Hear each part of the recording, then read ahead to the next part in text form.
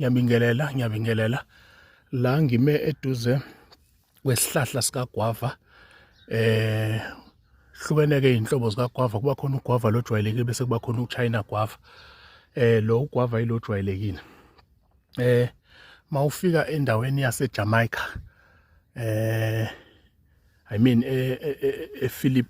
kuma-Philippines, indlela abawuhlonipha ngawo uGwava nabawazela ngawo ukuthi unomsebenzi omuhle nemisebenzi yawo. Lalela-ke, uma ngaphana umuntu ohlushwa imimoya egcekeni kwakho noma ekhaya kwakho, thola amahlamvu kaGwava lawa abuhlaza kanje, wahulule nje, wahulule bese ubasa umlilo, uthola amalahle lawo ey'nkuni.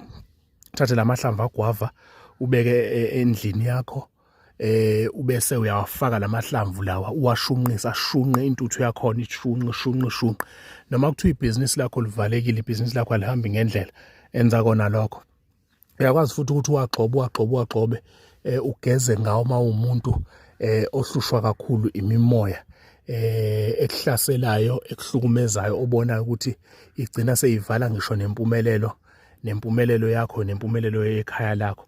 Ikhaya lakho uthola ukuthi umuzi nje othi uma uhamba kuwona ebusuku, uphume ebusuku ngabo 12 ushawa uvalo, uyasaba kushwaqa iy'nwele, izokwazi ukuthi ixoshe leyo moya. Izinto lezi ezilula ozokwazi ukuthi uzenzele zona.